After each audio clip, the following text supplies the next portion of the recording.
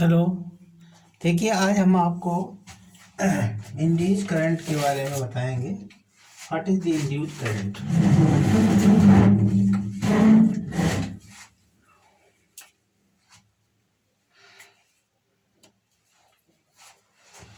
Induce current due to rotating coil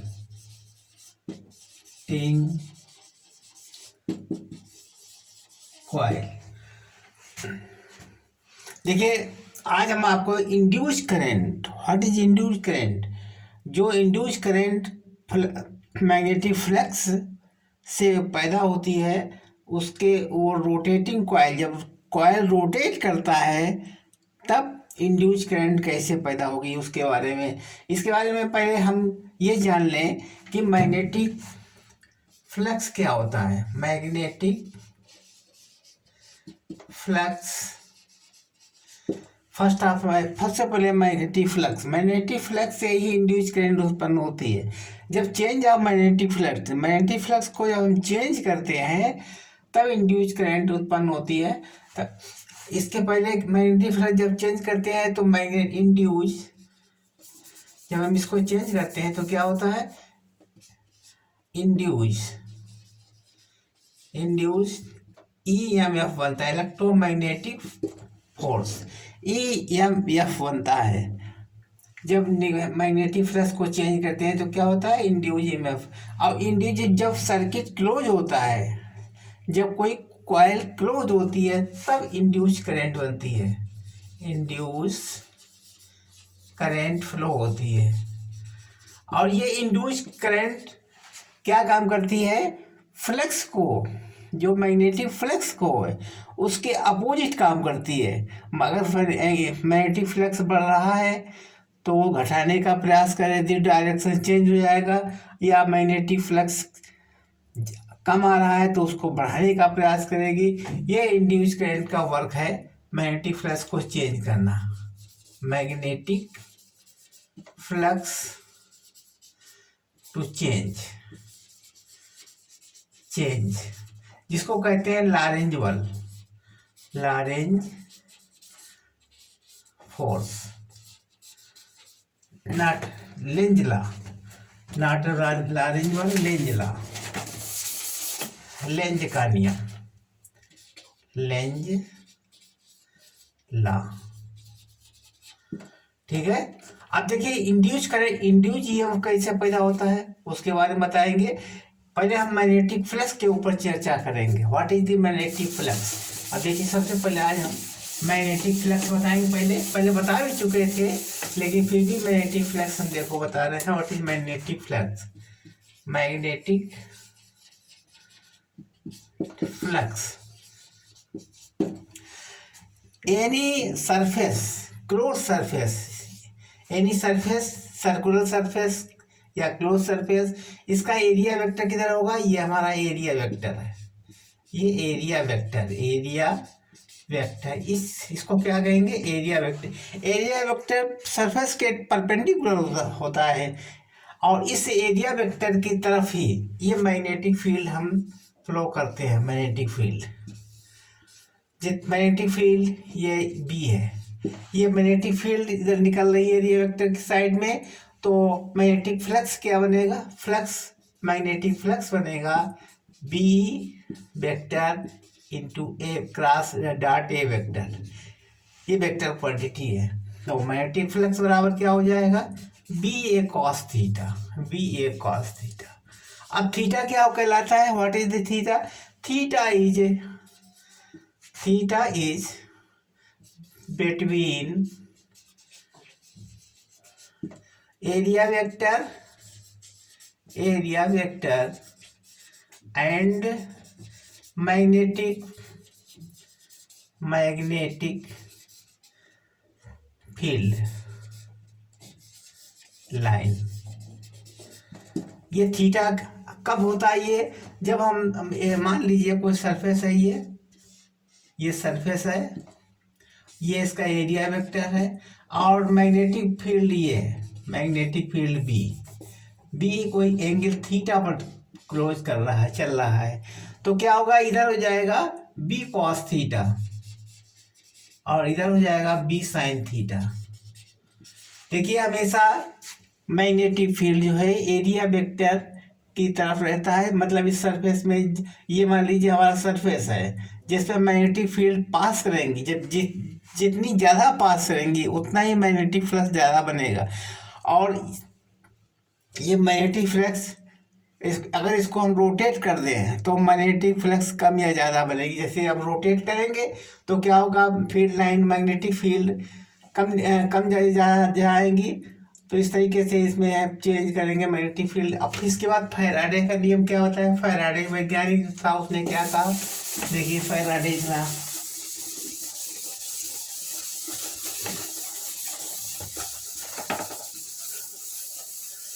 ये induced EMF कैसे बनता है, फैराडे ला, इसके फैराडे के नियम के अनुसार होता है। फैराडे ला, फैराडे के दो नियम थे। फर्स्ट ला फैराडे ने कहा था कि कहीं भी सरफेस में, परपेंडिकुलर सरफेस में जब फील्ड लाइन मैग्नेटिक फील्ड गुजरती है तो ये फ्लक्स बनता है, मैग्नेटिक फ्लक्स बनता है। और वो मैग्नेटिक फ्लक्स जो है, जो कम होता है तो बढ़ाने का प्रयास करता है और अधिक होता है तो कम करने का प्रयास करता है। ये उसका फर्स्ट लॉ था। और सेकंड लॉ क्या था, ई बराबर delta phi change of rate, delta phi upon delta t, ये आता है delta phi upon delta t. ये हमारा मैग्नेटिक फ्लक्स, मैग्नेटिक, ये फैराडे ने EMF, इंड्यूज EMF। अब इंड्यूज जब ये क्लोज सरफेस होता है तो इसमें करंट बनती है आई बराबर होता है क्लोज सरफेस में, आई बराबर होता है डेल्टा V अपॉन आर होता है, रेजिस्टेंस आर है, ये रेजिस्टेंस है, तो जाएगा डेल्टा V को E कहते हैं, E बटे आर। तो आई वाला इंड्यूस करंट हो जाएगी 1/r into delta phi upon delta t. समझ गए, इस तरीके से ये बिगाड़ दें। ये हमारे इंड्यूस करंट फ्लो हो गई। इसको ऐसे भी लिख करते थे एवरेज फॉर्म में, d phi upon d t, change of rate of current. ठीक, अब बिगाड़ दें इसको, समझ लीजिए आप। ये फैराडे का नियम फर्स्ट लॉ, इस सेकंड लॉ में आता है, ई बराबर delta phi rate of change of flux, induce EMF बराबर होता है rate of change of flux. I बराबर होगा विभवांतर, पोटेंशियल डिफरेंस और अपान रेजिस्टेंस। ये आर क्या है, एक रेजिस्टेंस है। जब क्लोज सरफेस होता है तो रेजिस्टेंस के सारे से होता है। बिगाड़ते हैं इसको।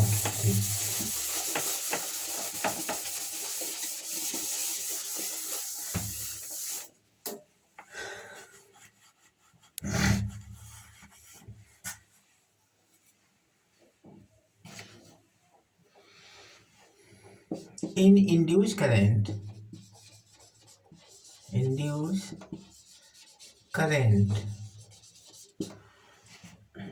of linked induced current is opposes such current and magnetic flux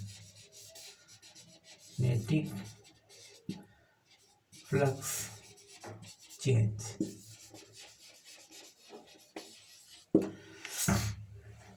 इसे कहते हैं लेंज का नियम, Lenz law.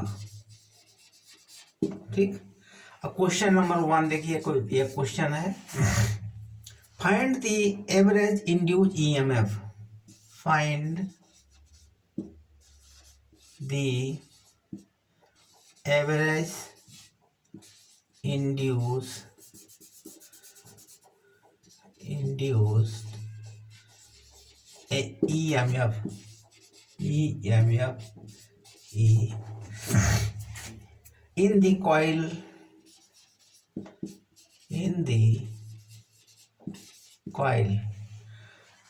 if it rotate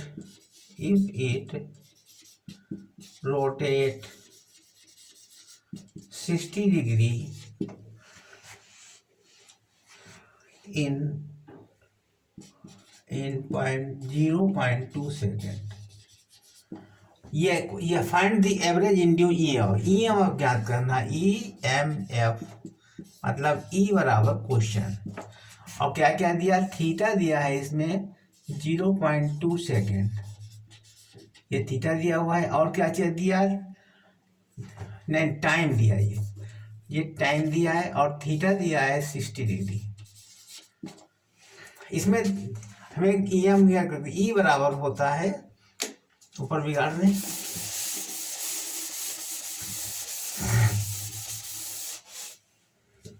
देखिए E बराबर delta phi upon delta T.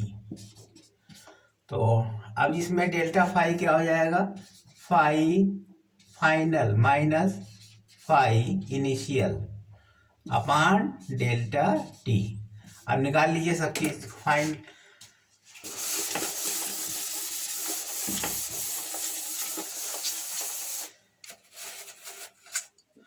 पहले हम फाई इनिशियल निकाल लें, बराबर होता है बी ए कास थीटा। तो फाई इनिशियल क्या हो जाएगा, बी ए कास थीटा कास 0 बराबर हो जाएगा बी ए। ठीक है, फाई इनिशियल। अब फाई फाइनल निकाल लीजिए, बी ए कास थीटा कितना था, 60 डिग्री, 60 डिग्री फाई फाइनल बराबर बी ए कास 60 मान कितना होता है, 1/2 बराबर 1/2 बी ए। ठीक, अब डेल्टा टी कितना था, डेल्टा टी बराबर 0.2 सेकेंड, 0.2 सेकेंड डेल्टा टी। अब हमें क्या करना है, ये सारी वैल्यू इसमें रख देंगे। ठीक है, अब देखिए रख दीजिए सारी वैल्यू इसमें। तो E बराबर हो जाएगा, डेल्टा फाई कितना निकला था, 1/2 बी ए, और ये कितना निकला था, फाई वन था केवल बी ए, अपान डेल्टा टी था 0.2 सेकेंड, ये निकला मान। अब इसको हल कर दीजिए, E बराबर मैग्नेटिक फील्ड माइनस बी ए अपान 2 इंटू 0.2। अब इसकी वैल्यू रख दीजिएगा, E बराबर यानी 10 ऊपर हो जाएगा, 10 बी ए अपान 4, 2 दूनी 4, 2 पंचे 10। तो E बराबर हो जाएगा 5/2 बी। अगर उसका रेडियस R है, सर्किल का रेडियस R है, तो बराबर कितना होगा, पाई आर स्क्वायर, इसका रेडियस। तो निकला है E बराबर 5/2 बी पाई आर स्क्वायर, ये हमारा EMF निकल आया। ठीक है, अब इसका इंड्यूस करंट निकालना, find the induce current on this circuit, बिगाड़ देना।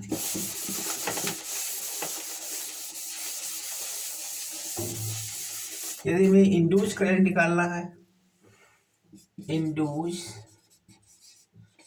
करंट I बराबर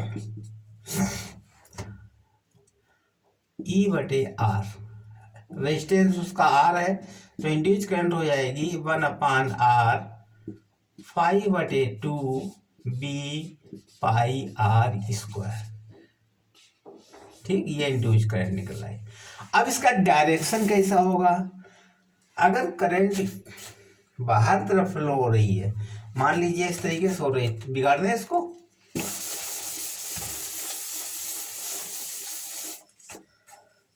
अगर यहाँ पर ये करंट है, इस तरीके से बह रही है, ठीक है, और यहाँ पर ये सर्किल है, इसको हम रोटेट करा रहे हैं 60 डिग्री पर। जब हम इसको 60 डिग्री पर रोटेट कराएंगे, यानी थीटा बराबर 60 डिग्री पर, तो इसमें क्या होगा, इसमें मैग्नेटिक फील्ड लाइन कम हो जाएंगी। जब ये ऐसे रोटेट करा, ऐसे तो निकल रही पूरी तरीके अंदर बाहर निकल रही है, अंदर से बाहर, इसका मतलब अंदर से बाहर आ रही है ना इस पूरे फोर्स, तो अधिक मात्रा में निकल रही है। जब 60 डिग्री पर हम मूव करेंगे इसको, जब हम 60 डिग्री, इसका रेडियस आर है, जब इसको 60 डिग्री पर मूव करेंगे तो क्या होगा, मूव कर दीजिए 60 डिग्री पर, ये 60 डिग्री पर एरिया वेक्टर इधर है पूरा, ये एरिया वेक्टर है, और 60 डिग्री पर मूव करेंगे तो इसमें कम हो जाएंगे, तो ये हो जाएगा बी कॉस थीटा, और इधर साइड में रहेगा B cos theta, B cos 60 degree, मतलब बी कॉस 60 डिग्री। तो इसमें कम हो जाएंगी, तो ये कम का विरोध करेगा। कम का विरोध करने मतलब हमारे जो मैग्नेटिक फील्ड, इधर मैग्नेटिक फील्ड बाहर निकल रही है, तो इनको भी बाहर निकलने का प्रयास करेगा, और कम हो रही इसलिए। जब इधर निकलेगी तो करंट किधर फ्लो होगी, करंट ये देखा अंगूठा की तरफ हो जाएगा मैग्नेटिक फील्ड, और उंगलियों की तरफ हो जाएगा करंट, ये करंट। तो करंट का डायरेक्शन कैसा होगा, ये होगा करंट, ये करंट डायरेक्शन होगा आई, करंट का डायरेक्शन भी इसी साइड में हो जाएगा आई। बिगाड़ दें, ठीक।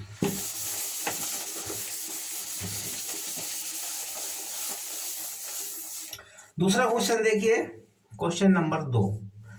क्वेश्चन नंबर 2 है, ये हमारे मैग्नेटिक फील्ड है, मैग्नेटिक फील्ड, और इसके बीच में एक हम कॉइल रख दी, कंडक्टिंग कॉइल रख दी, यहाँ पर हम इसको रोटेट करा रहे हैं। जब हम रोटेट कराएंगे तो पहले हम, इसमें दो प्रकार से रोटेट होगा, find the induce current in, इसमें सबसे पहले हम अलग अलग चीज वैल्यू देंगे। तो एंगुलर वेलोसिटी इसकी कितनी है, इसमें angular velocity omega, angular velocity omega कितनी है, 300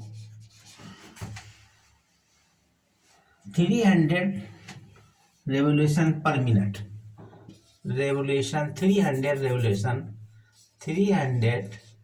रेवोल्यूशन पर मिनट।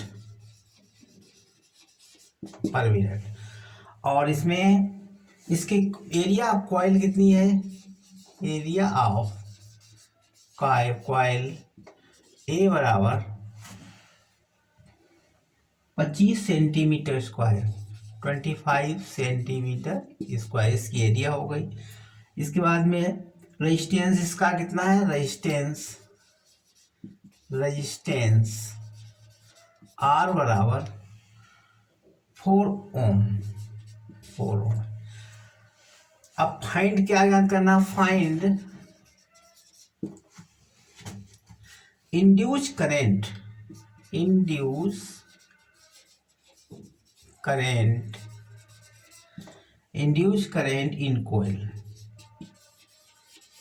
कॉइल। पहला क्या है, इन हाफ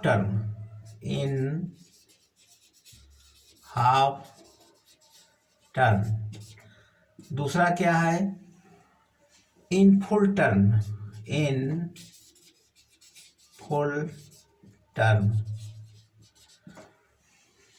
तीसरा है change flow in court in the half turn. ठीक है,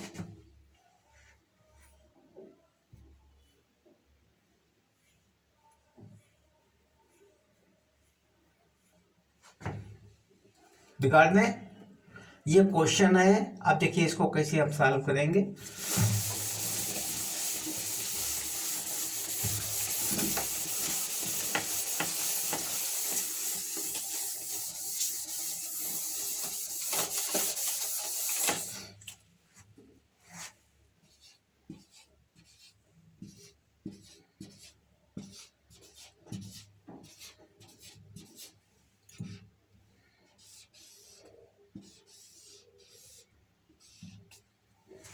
ये हमारी कोयल है।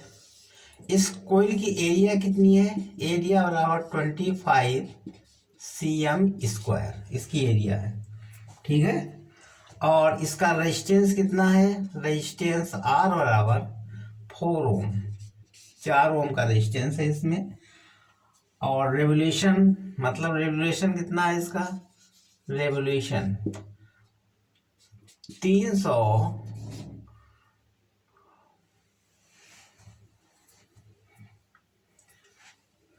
300 पर मिनट। 1 मिनट में 300 बार ये रोटेट करता है। ठीक है। तो इसका हम ज्ञात करेंगे। पहले इसमें देखिए करंट की तरफ फ्लो होगी।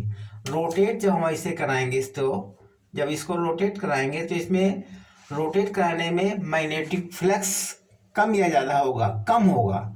जब रोटेट कराएंगे तो मैग्नेटिक फ्लक्स कम होगा, तो करंट किधर फ्लो होगी? मतलब बाहर तरफ ही इसका मैग्नेटिक फील्ड निकलेगा, तो इसमें करंट फ्लो होगी इस डायरेक्शन में। ये डायरेक्शन करंट फ्लो हो जाएगी। ठीक है।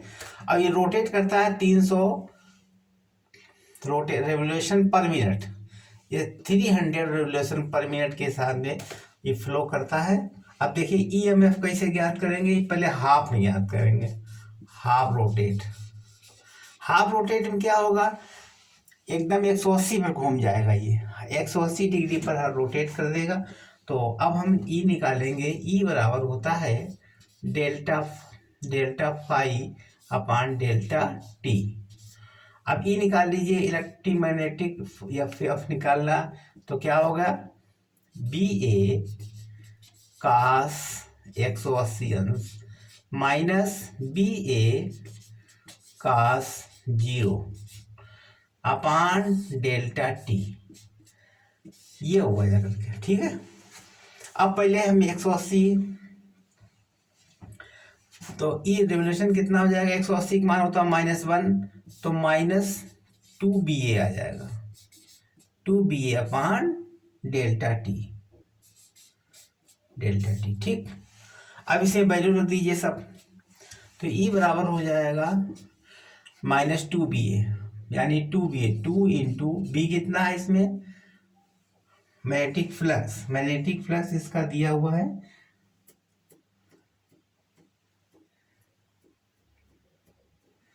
4 इंटू 10⁻²।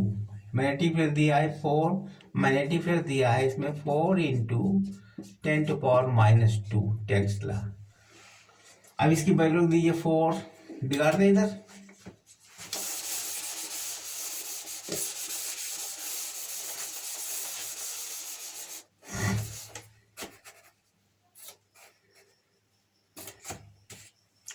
तो ई बराबर हो जाएगा 2BA अपान डेल्टा टी। इसमें वैल्यू रख दीजिए सब।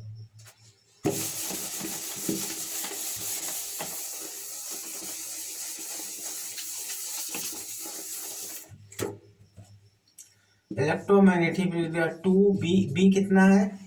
बी की वैल्यू है 4 into 10⁻², 4 into 10⁻² Tesla, into area कितनी थी? एरिया 25 cm², 25 इंटू 10⁻⁴ cm² हो जाएगी, अपान डेल्टा टी कितना था?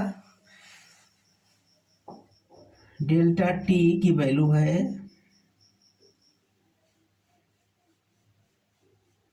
300 रेवोल्यूशन पर मिनट। 300 रेवोल्यूशन पर मीटर। मिनट में 60 से करते हैं, यानी 5 रेवोल्यूशन 1 मिनट में होते, 1 सेकेंड में 5 रेवोल्यूशन, 5 रेवोल्यूशन होते हैं 1 सेकेंड में। 1 रेवोल्यूशन कितना होगा? 1/5। हाफ रेवोल्यूशन कितना होगा? 1/10, यानी 0.1। यहाँ पर 0.1 आएगा। ठीक है। कितना रेवोल्यूशन हो जाएगा? आप देखिए, इसको सॉल्व कर लीजिए, तो हाफ रेवोल्यूशन में कितना हो जाएगा? 0.1 हट के यहाँ पर 10 हो जाएगा।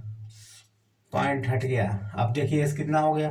25 चक्कू 100, 100 हो गया, तो ये कैंसिल हो जाएगा। अब कितना हो गया? 2 इंटू 10⁻⁴, 2 इंटू 10⁻�3, ये हमारा ईएमएफ है निकलेगा। 2 × 10⁻³ वोल्ट। अब देखिए एवरेज, अब ये फुल टाइम अगर पूरा ये तो 180 पर मूव किया, अगर 360 पर हो गया तो एवरेज कितना निकलेगा? तो सेकंड क्या होगा? फुल रेवोल्यूशन, तो ई हो जाएगा यहाँ पर 0, क्योंकि जीरो हो जाएगा। अब देखिए इसके बाद में हमें निकालना है आई, E/R करके। ई कितना है? 2 × 10⁻³ और आर कितनी निकली है? आर दी है, रेजिस्टेंस इसका कितना दिया हुआ है? रेजिस्टेंस दिया है 4, तो बन गया है 2 2 4, यानी इसकी आई कितनी हो गई? 1/2 10⁻³ इसका मतलब आई बराबर 0.5 × 10⁻³। ठीक।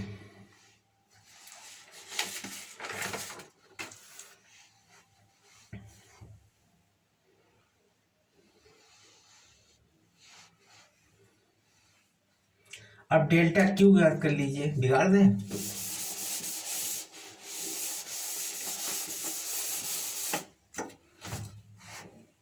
यानी क्यू बराबर होता आई टी। अगर हम डेल्टा टी क्या याद करना चाहें, यानी डेल्टा क्यू, तो आई, इसके लिए हम एक फार्मूला और होता है φ/r, ये भी होता है क्यू निकालने के लिए। तो डेल्टा क्यू बराबर हो गया, फाई कितना है इसमें? मैग्नेटिक फ्लक्स, मैग्नेटिक फ्लक्स निकलेगा इसका 2BI अभी निकाल चुके थे, और इसमें R/R कर दीजिए, तो हो गया 2 × B का मान कितना निकला था? 4 × 10⁻², 4 × 10⁻² इंटू 0.25 × 10⁴ अपान, और इसमें कितना नीचे रेवोल्यूशन इसका 4, रेजिस्टेंस इसका कितना था? 4। अब इसको सॉल्व कर लीजिए, तो डेल्टा क्यू कितना हो जाएगा? डेल्टा क्यू निकलेगा 5 × 10⁻⁵ कूलम। ठीक है, समझ गए? बिगाड़ दें। ठीक, धन्यवाद। चैनल को सब्सक्राइब कीजिए और देखिए कितने ढंग से हमने इसको समझाया है। धन्यवाद।